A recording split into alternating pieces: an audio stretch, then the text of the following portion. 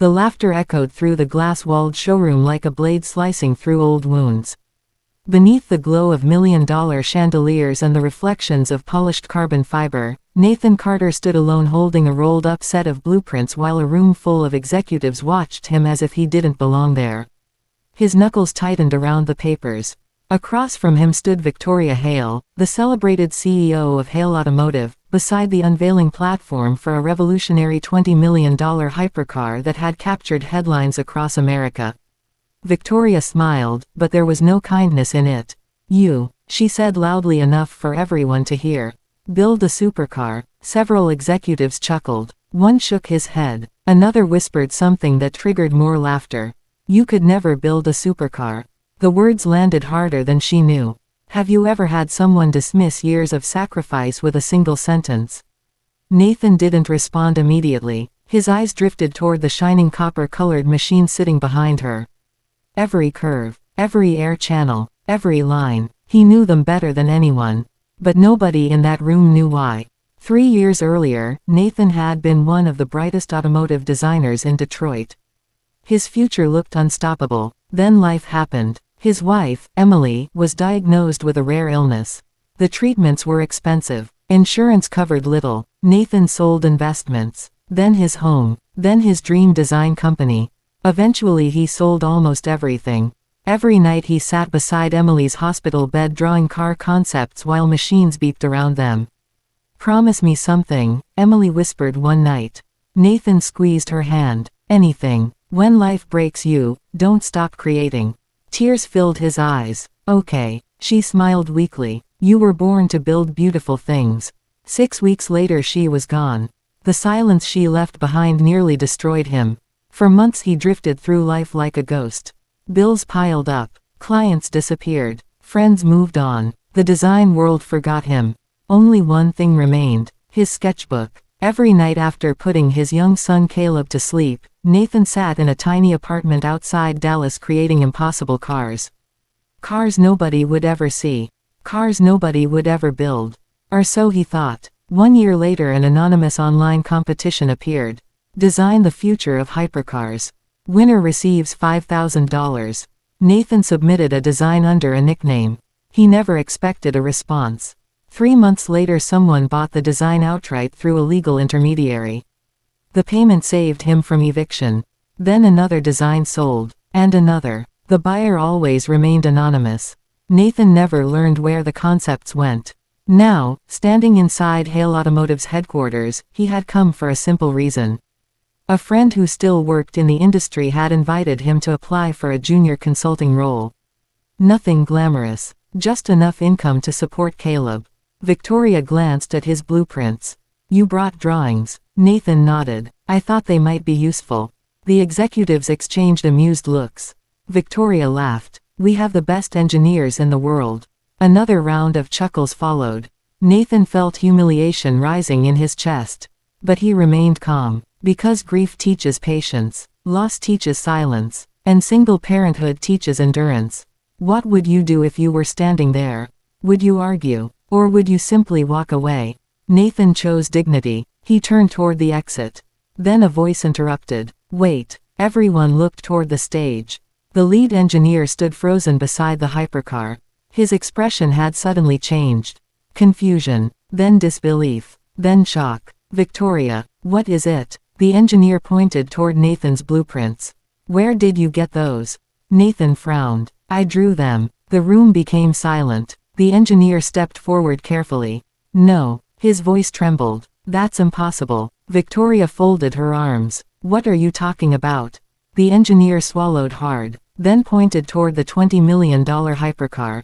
"The aerodynamic architecture." He pointed again. "The cooling channels." Another gesture. "The suspension geometry." The room stared. The engineer's voice grew quieter.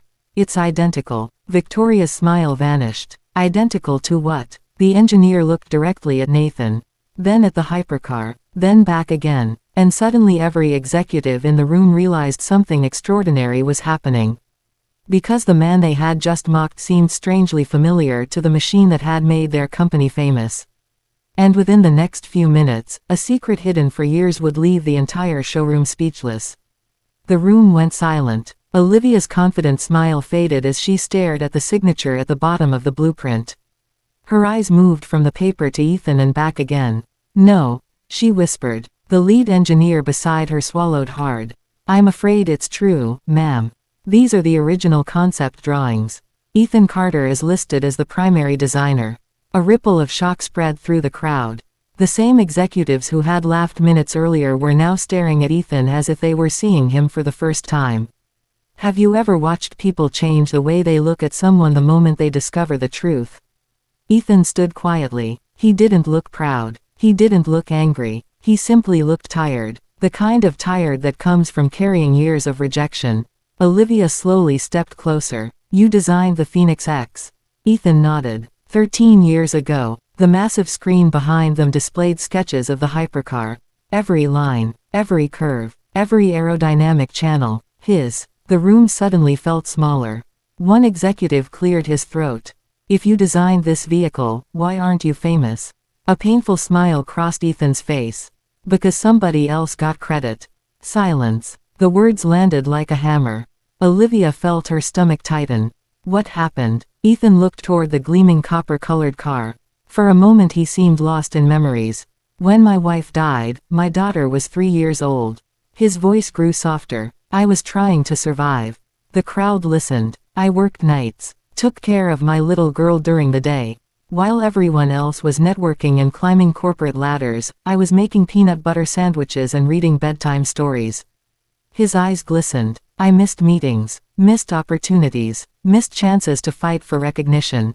The room was completely still. "My designs were bought by a company that promised partnership." He laughed bitterly. "Then they buried my name." Olivia lowered her gaze. For the first time all evening, she looked ashamed. What would you do if everything you worked for was taken while you were busy trying to keep your child fed? Ethan asked quietly. Nobody answered. Because nobody had an answer. The lead engineer suddenly spoke. "Ma'am, there's more." He projected another file. Dozens of patents. Hundreds of design notes. Years of innovation. All under Ethan's name. The crowd gasped. The evidence was overwhelming. Olivia looked at Ethan. Not the mechanic. Not the man in ordinary clothes. Not the person she had humiliated. She was looking at a genius. And she knew it. The applause started from somewhere in the back. One person, then another, then dozens. Soon the entire room erupted. Executives, investors, engineers, everyone standing, everyone clapping, everyone except Ethan. He simply stood there holding the old blueprint tube. The thing everyone else had ignored. Olivia walked toward him. The applause slowly faded. "I owe you an apology." Ethan remained silent. She swallowed hard. "I judged you before I knew your story." Her voice cracked. "I looked at your clothes and decided your value." Tears appeared in her eyes. "I was wrong." The room watched. Ethan glanced at the floor. Then he looked back at her. "You weren't the first." The words hit harder than anger ever could. Because they carried years of pain. Years of doors closed. Years of people deciding who he was before hearing his name. Olivia's eyes filled completely. "I'm sorry." For a moment nobody moved. Then Ethan smiled. Not a victorious smile. A forgiving one. "My daughter taught me something." Olivia looked up. He reached into his wallet. A small photograph. A young girl smiling. "She says people are more than their worst moment." The room grew quiet again. "Maybe tonight is yours." Olivia wiped away tears. And for the first time in years, she laughed softly. The tension disappeared. The crowd joined in. The atmosphere changed. The board meeting became something else entirely. Something human. Hours later, after the investors left and the lights dimmed, Ethan walked outside. The cool California night wrapped around him. His phone rang. "Dad," his daughter's voice said. He smiled instantly. "Hey, sweetheart. Did your meeting go okay?" Ethan looked back through the glass walls. At the car. At the people. At the future he never expected. Then he looked up at the stars. "Yeah." His voice trembled. "It went okay." "What happened?" Ethan laughed. A deep, genuine laugh. The world finally remembered who built the car. His daughter giggled. "I already knew." Tears rolled down his face. Because sometimes the people who believe in us first are the ones who save us. The next morning, headlines across America told the story. Not about the supercar, not about the money, not about the CEO, but about the forgotten designer who refused to quit. The single dad who kept moving forward while carrying grief, responsibility, and hope. And years later, whenever Ethan was asked about the greatest achievement of his life, he never mentioned the $20 million car. He always smiled and gave the same answer. Raising my daughter. Because success isn't proving people wrong. It's staying kind after they doubt you. It's continuing when nobody notices. It's becoming the person your child believes you already are. And sometimes, the greatest engine in the world isn't inside a supercar. It's inside a human heart that refuses to stop moving forward.